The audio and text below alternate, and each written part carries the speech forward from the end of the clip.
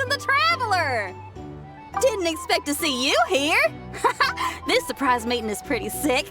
I should spin it into a tune right here!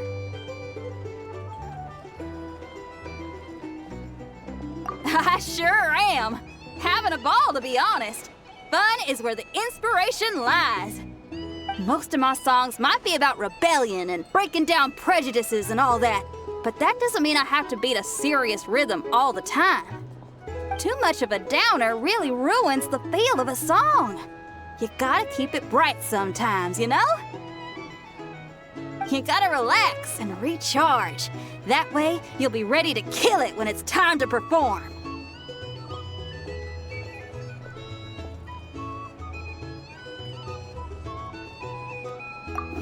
I guess I'm hoping for some sort of unexpected breakthrough?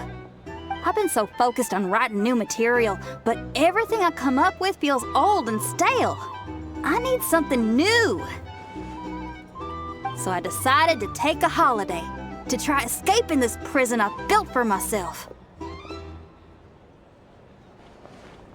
My last stop was Fontaine, where I saw a magazine with some photos of nodkrai. It got my creative juices flowing, and I was itching to find out more.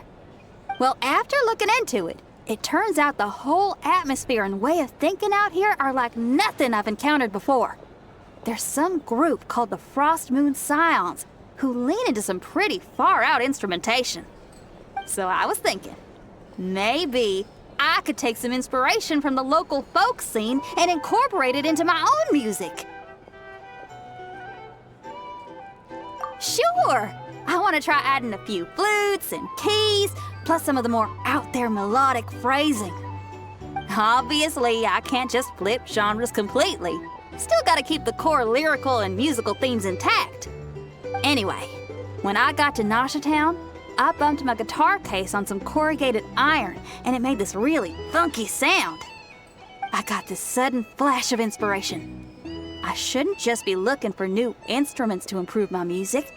I should be trying to enhance my guitar's timbre too!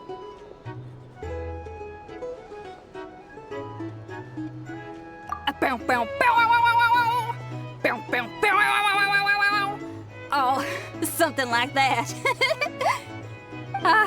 It's kind of hard to replicate a guitar with your voice, you know?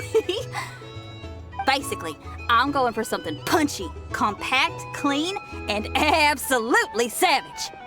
If I can modify my guitar's acoustics, ramp up the compression, and add a second sound hole to boost the lower end frequencies, oh, I think I can get a sharper, more metallic sound. Thanks for the support. Oh man, my motivation's like a double bass drum going at 200 BPM right now. Give me a bit to play around with this and hammer out the kinks. I'll invite you to the official unveiling of my breakthrough sound soon enough.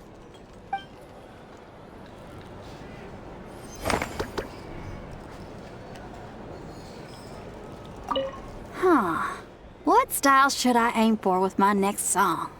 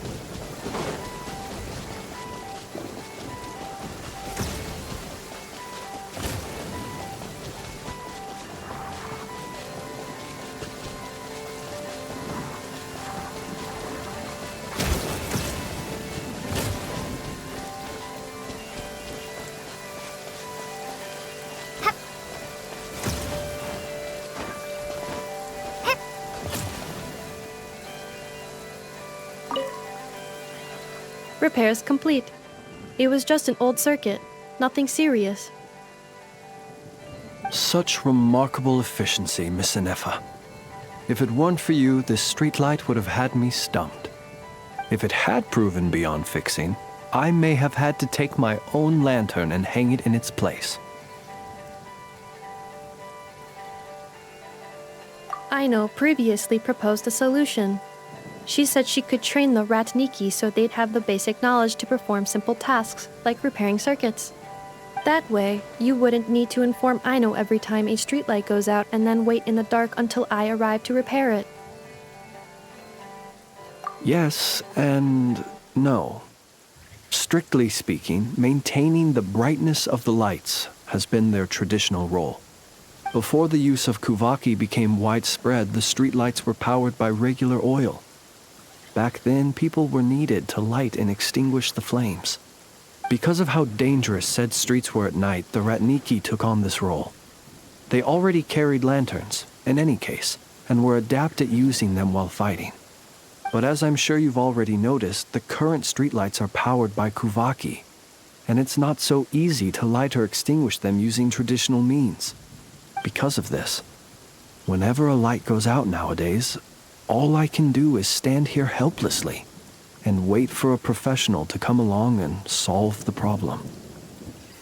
Aino organized an engineering seminar, but all the Ratniki made excuses to leave halfway through. They said things like, "I have an urgent task," or "I need to go on patrol," or "It's time for me to make a report." I didn't leave. It is, after all, disrespectful to the host to leave a seminar early.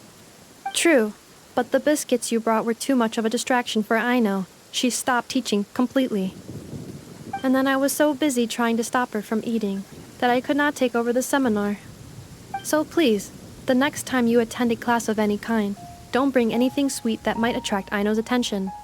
And don't bring any toys either. I promise I won't. Please say it in full. The last time you promised not to bring anything sweet, you brought a toy, and Aino was completely unable to continue. I promise I won't bring anything sweet, any toys, or anything else that might unduly divert Miss Aino's attention. That's better. I'll notify you when she next holds an engineering class. For now, I have to pick some laka berries for her. Goodbye. Traveler, do you know of anything else besides sweet treats, toys, and small fluffy animals that might keep Miss Aino quiet for a while? Half an hour shall suffice. Since you feel that way too, it seems I have no choice but to submit myself to her baptism of erudition. I only hope I don't drown in the ocean of knowledge she wishes to impart.